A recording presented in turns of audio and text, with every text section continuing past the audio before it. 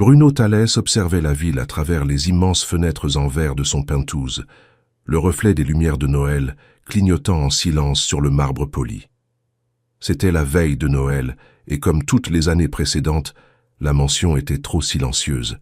Le dernier employé était parti quelques minutes plus tôt, et l'écho de la fermeture du portail électronique semblait marquer le début d'une nouvelle nuit solitaire. Il se servit un verre de vin rouge, sans grand enthousiasme, et s'assit dans le fauteuil près de la cheminée allumée par télécommande. Les flammes artificielles vacillaient, imitant la chaleur humaine qui manquait là. Au fond, Bruno savait qu'il pourrait être à n'importe quelle fête. Il suffisait d'accepter l'un des dizaines d'invitations qui arrivaient. Mais qu'est-ce que cela signifiait d'être entouré de gens qui ne voyaient en lui que le millionnaire? C'est alors qu'il entendit un léger coup à la porte du bureau. « Avec votre permission, monsieur Thalès. » La voix féminine et douce brisa le silence. Camila da Silva, la nouvelle employée, apparut sur le seuil, encore en uniforme bleu. Elle apportait un plateau avec un verre d'eau et un petit paquet. « J'ai oublié de laisser ça dans la cuisine. C'est un cadeau des employés. » Bruno haussa un sourcil. Un cadeau? La surprise était réelle. Il ne se rappelait pas la dernière fois que quelqu'un lui avait offert quelque chose qui ne soit pas motivé par l'intérêt. « Laissez-le là, Camila. Remerciez les autres. » Elle hésita, et ce geste attira son attention. « Vous allez passer Noël seul ?» demanda-t-elle, d'un ton presque imperceptible. Bruno soutint son regard, irrité et curieux à la fois. Ce n'est qu'une nuit comme les autres, mais Camila sourit, ce sourire contenu qui semblait illuminer la pièce. Aucune nuit de Noël n'est pareille aux autres. Avant qu'il puisse répondre, elle compléta, rougissante. « Si vous voulez, il est encore temps de dîner chez moi. Ce n'est pas luxueux, mais c'est Noël et personne ne devrait passer seul. » Bruno cligna des yeux, surpris par l'audace. « Vous m'invitez à dîner chez vous ?»« Oui, et je promets que vous n'aurez pas à parler affaires. » Il faillit rire. C'était si absurde que pendant un moment cela sembla rafraîchissant. « Merci, mais ce ne serait pas approprié. » Camila se contenta d'acquiescer. « D'accord, mais l'invitation reste ouverte. » Elle posa le paquet sur la table et sortit, laissant un parfum léger dans l'air. Bruno ouvrit le petit paquet par curiosité. À l'intérieur se trouvait une tasse blanche simple, avec la phrase peinte à la main. « Même dans le froid, il y a de la chaleur. » Il resta à la regarder trop longtemps, comme si l'objet avait le pouvoir de défaire des années de solitude accumulées. 2 heures plus tard, le vin était fini, la cheminée éteinte, et la maison semblait plus grande que jamais. Bruno essayait de se convaincre qu'il allait bien, mais la vérité était qu'il y avait quelque chose dans le regard de Camila qui le poursuivait. Finalement, il prit son manteau et ses clés. Il conduisit à travers les rues presque désertes de São Paulo, suivant l'adresse dont il se souvenait d'un rapport RH, Rua das Acacias, 87. La pluie commençait à s'intensifier quand il aperçut une petite maison jaune avec un pied de jasmin fleuri à l'entrée. Il resta là dans la voiture, observant la fenêtre illuminée et la silhouette d'elle se déplaçant dans la cuisine. Il aurait pu partir, et il l'a presque fait, mais quelque chose, peut-être le vide que le vin ne comblerait pas, le fit sortir et sonner à la porte. « Qui est-ce »« C'est moi, Bruno. » Camila apparut à la porte, surprise et un peu confuse. « Vous êtes vraiment venu ?»« On dirait bien. » Il sourit légèrement, le premier sourire vrai depuis longtemps. « Entrez. Vous êtes tout mouillé. » La maison était simple mais accueillante. L'odeur d'ail et d'huile d'olive emplissait l'air, et le petit arbre de Noël scintillait dans le coin du salon. Bruno se sentait déplacé mais curieux. Désolé d'arriver sans prévenir.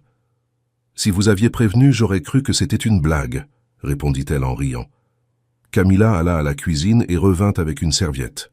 « Asseyez-vous, s'il vous plaît. J'allais dîner. J'ai fait de la morue, mais je promets que ce n'est pas aussi chic que ceux que vous mangez. » Bruno l'observa se déplacer avec naturel, et quelque chose en lui se détendit. « C'est parfait. Et appelez-moi Bruno. » Elle s'arrêta une seconde, comme si elle testait le nom sur ses lèvres. « D'accord. Bruno. » Le son du mot dans sa voix le fit sourire. Ils s'assirent à la petite table couverte d'une nappe blanche et d'assiettes simples. Camila servit la morue, le riz et 2 verres de vin national. « Ce n'est pas importé, mais c'est honnête. » Bruno leva son verre. « À l'honnêteté, car c'est au nouveau départ. » Pendant le dîner, elle raconta sa vie aux Minas Gerais, sa grand-mère qui l'avait élevée et la pension qu'elles avaient dû vendre après sa mort. Elle parlait avec simplicité et une force tranquille qui l'impressionnait. « Et vous? Vous devez avoir de meilleures histoires. »« Pas vraiment, juste du travail. »« Le travail n'est pas une histoire, c'est une routine. » Bruno rit, surpris par la franchise. « Vous êtes audacieuse. »« Je suis juste sincère. » La conversation coula jusqu'à tard. Quand la pluie devint trop forte, Camilla insista pour qu'il ne conduise pas de retour. « J'ai une chambre d'amis, ce n'est pas grand-chose, mais c'est sec. » Il voulut refuser, mais son regard ne laissait pas de place à l'orgueil. Il finit par accepter. Le lendemain matin, il se réveilla avec l'odeur de café et de rabanadas. Camilla était dans la cuisine, les cheveux attachés, fredonnant quelque chose doucement. Bruno resta arrêté à la porte, l'observant. « Bonjour, bien dormi ?»« Mieux que prévu. » Elle sourit. « Alors le café sera encore meilleur. » Pendant qu'il mangeait, Bruno réalisa à quel point cet environnement petit semblait contenir tout ce qui manquait dans sa mention. Chaleur, rire, vie. « Vous avez des plans pour aujourd'hui ?» demanda-t-elle. « Non. Et vous ?»« Je pensais aller voir l'arbre d'Ibirapuera. J'ai toujours voulu le voir de près. » Il hésita, mais répondit « Je peux venir avec vous ?» Camilla leva les yeux, surprise. « Bien sûr, mais sans chauffeur et sans costume. » Bruno rit. « Je promets de me comporter. » À 10 heures du matin, ils étaient au parc, marchant côte à côte. Camilla regardait tout comme si c'était la première fois, et d'une certaine façon, c'était le cas. Lui, habitué à voir des chiffres et des affaires partout, pour la première fois, ne voyait que le moment. « Saviez-vous que je n'étais jamais venu ici sans engagement de travail ?» confia-t-il. « Alors aujourd'hui est votre première vraie promenade. » Ils s'arrêtèrent près du lac. Un vendeur de pop-corn passa, et Bruno en acheta 2. « Vous m'observez » demanda-t-elle, amusée. « Oui. »« Et qu'est-ce que vous voyez ?»« Quelqu'un qui me rappelle comment c'était de vivre avant que tout devienne automatique. » Camilla détourna le regard, rougissante. « Ça sonne triste. Peut-être que ça l'était, jusqu'à hier. » Elle sourit et à cet instant, il sut que quelque chose avait changé pour toujours. Le soleil était déjà haut quand ils quittèrent le parc, marchant lentement vers la voiture. La légère brise de décembre rendait l'air agréable, et Bruno remarqua qu'il ne se rappelait pas la dernière fois qu'il avait passé autant d'heures sans regarder son téléphone. Camilla marchait à ses côtés, pieds nus, les chaussures à la main, riant de quelque chose qu'un enfant avait dit en passant. « Ça ne vous dérange pas de salir vos pieds ?» demanda-t-il, amusé. « On lave après. La vie est trop courte pour s'inquiéter de la poussière. » Bruno rit. « Vous avez une réponse à tout. »« Non, juste à ceux qui posent trop de questions. » Il secoua la tête, enchanté par sa légèreté. Cela le désarmait. Pendant des années, il avait vécu entouré de personnes qui pesaient chaque mot avant de lui parler. Camilla, en revanche, semblait guidée seulement par la sincérité. Ils retournèrent à la voiture. Le silence qui s'installa entre eux n'était pas inconfortable. Au contraire, il y avait là une sorte de paix que Bruno n'avait jamais expérimentée. « Vous voulez déjeuner quelque part ?» demanda-t-il, avant de démarrer. « Je peux cuisiner. Il reste de la morue. »« Parfait. » De retour à la maison jaune, Bruno aida à dresser la table. Quelque chose d'impensable dans tout autre contexte. Camilla l'observait avec humour pendant qu'il essayait d'allumer la cuisinière. « Comme ça, vous allez faire exploser la cuisine. Alors apprenez-moi. Seulement si vous promettez de ne pas transformer ça en réunion. » Bruno leva les mains en reddition. « Promis. » Pendant qu'elle préparait le déjeuner, il regardait autour de lui. Chaque détail de la maison avait une histoire. Les tableaux peints à la main, les rideaux simples, les photos anciennes encadrées avec soin. C'était l'opposé absolu de la froideur contrôlée de sa mention. « Ces photos sont de votre grand-mère ?»« Oui. Elle était têtue, mais la meilleure personne que j'ai connue. Et qu'est-ce qu'elle dirait si elle savait que vous avez invité votre patron à dîner à Noël ?» Camilla sourit.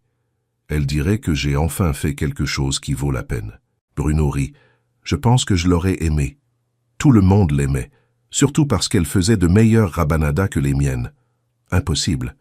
Ne dites pas ça sans en goûter encore. Le déjeuner fut léger, plein de rire. À un moment, Bruno réalisa qu'il n'avait pas regardé l'heure depuis des heures. Le temps semblait avoir ralenti dans cette maison. Quand il finit d'aider à laver la vaisselle, il resta arrêté à la fenêtre, observant le petit jardin. « Vous avez déjà pensé à retourner aux Minas ?» demanda-t-il.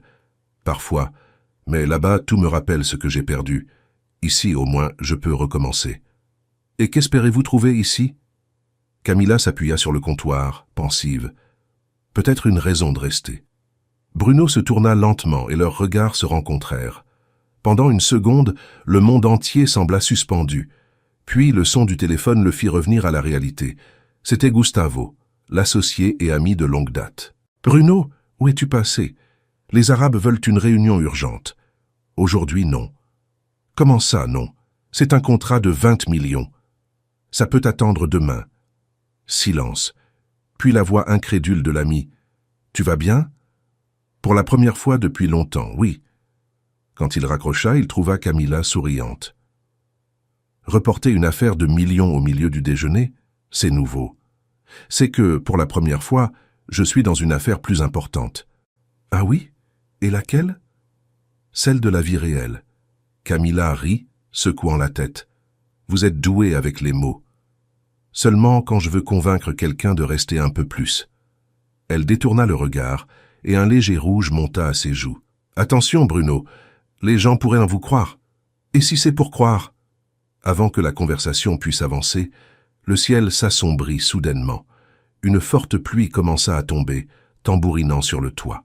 Camilla courut ramasser le linge sur la corde, et Bruno, sans réfléchir, la suivit. Tous deux rirent quand le vent les trempa complètement.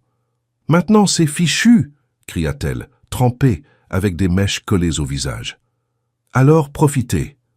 Il la fit tourner soudainement, riant, et pendant un instant, tout ce qui existait était le son de la pluie et la joie spontanée du moment. Quand ils rentrèrent, essoufflés et mouillés, Camilla prit des serviettes et des vêtements secs. « Vous allez attraper un rhume. » Ça valait la peine. Pendant qu'elle changeait de vêtements dans la chambre d'à côté, Bruno se regarda dans le miroir du couloir. Il ne voyait pas ce sourire sur son visage depuis sa jeunesse. Plus tard, quand le temps se calma, ils s'assirent sur le canapé avec du café et du gâteau de Fuba. La conversation devint plus intime. « Pourquoi ne vous êtes-vous jamais marié ?» demanda-t-elle sans détour. « Parce que je n'ai jamais trouvé quelqu'un qui voit Bruno avant de voir le millionnaire. » Camilla le regarda longuement. « Peut-être parce que vous vous cachez derrière lui. » Il resta silencieux. Personne ne lui avait jamais dit quelque chose d'aussi direct et vrai. « Et vous ?» répondit-il. « Jamais tombée amoureuse ?»« Une fois, mais il a préféré quelqu'un avec plus d'avenir. » Idiot. Elle rit. Peut-être, mais ça m'a appris que l'amour ne se mendie pas. L'horloge marquait 21 heures quand Bruno réalisa qu'il ne voulait pas partir. « Je peux passer demain, si vous promettez de ne pas apporter de tableau, seulement du dessert. » Dans les jours suivants, une routine inattendue naquit. Bruno apparaissait à la Maison Jaune presque tous les après-midi. Parfois, il apportait des fleurs, d'autres fois juste une bouteille de vin. Camilla l'accueillait toujours avec le même sourire. Dans la mansion, les employés commentèrent le changement. Le patron, autrefois inaccessible, saluait maintenant tout le monde avec gentillesse. La rigidité avait disparu de ses épaules. La veille du Nouvel An, Bruno prit une décision. Il entra dans le bureau et appela Camilla. « J'aimerais vous inviter à passer le réveillon avec moi. C'est un événement caritatif, mais je promets que ce sera léger. » « Un événement ? Bruno, je n'ai pas de robe pour ça. Laissez-moi m'en occuper. »« Non, je veux quelque chose que je puisse payer moi-même. »« Tiens, d'accord. Alors je laisse la voiture à 9 heures. » Elle rit. « Vous êtes têtue. Et vous, courageuse. » À 9 heures précises, il se gara devant la maison. Quand Camilla apparut, Bruno perdit le souffle. Elle portait une simple robe bleu marine, discrète, élégante, avec les cheveux lâchés sur les épaules. « Vous êtes parfaite. Et vous exagérez. » Pendant le trajet, elle gardait les mains entrelacées sur ses genoux, nerveuse. « Ces fêtes ne sont pas mon monde. Faire, ce ne sont plus le mien non plus. » À leur arrivée, les flashs et les salutations commencèrent immédiatement. Bruno prit sa main, ferme. « Détendez-vous, nous sommes juste parmi des gens. » Mais Camilla remarqua les regards, murmures, curiosité, jugement. Pourtant, elle garda le sourire. L'une des invitées, Régina Avelard, s'approcha. « Bruno, chéri, quelle belle compagnie. Régina, voici Camilla. Enchantée, ma chère. Vous êtes d'une famille connue ?» Camilla répondit avec sérénité. « Je suis de Tiradentes, famille simple mais honnête. » Régina haussa les sourcils, déconcertée. Bruno intervint avant que le silence ne devienne gênant. « Camilla travaille avec moi et est l'une des personnes les plus compétentes que je connaisse. »« Ah, bien sûr, » murmura Régina et s'éloigna. Camilla soupira. « Je pense que je viens de causer un scandale. Vous venez de me rendre fier. » La nuit se poursuivit avec des danses et des conversations superficielles. Au milieu de la musique et des lumières, Bruno ne voyait que Camilla. Quand elle riait, toute la salle semblait plus vivante. Peu avant minuit, ils emportèrent 2 coupes de champagne sur la terrasse. La ville brillait en dessous, des milliers de feux d'artifice prêts à exploser. « Vous regrettez d'être venu ?» demanda-t-il. « Non, mais c'est drôle de voir à quel point le luxe peut être vide. » « Oui, j'ai vécu si longtemps entouré de ça que j'ai oublié ce que c'est de ressentir. Et maintenant vous ressentez. » Bruno se tourna, rencontrant son regard. « Plus que je ne devrais. Alors attention. Le cœur est l'investissement le plus risqué. C'est le seul qui vaille la peine. » Les premiers feux illuminèrent le ciel. Bruno prit son courage. « Camilla, je veux vous dire quelque chose avant que l'année ne change. Dites. Vous avez changé la façon dont je vois tout. La solitude, le travail, jusqu'à moi-même. Et si c'est une erreur, c'est la plus belle que j'ai commise. » Camilla ne répondit pas. Elle posa simplement sa coupe sur le parapet et l'embrassa.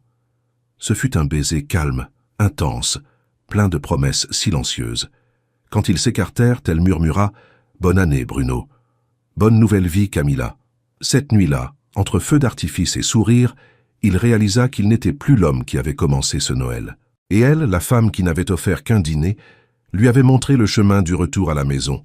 Pas une maison de béton et de luxe, mais le foyer que l'on construit quand 2 cœurs se rencontrent enfin.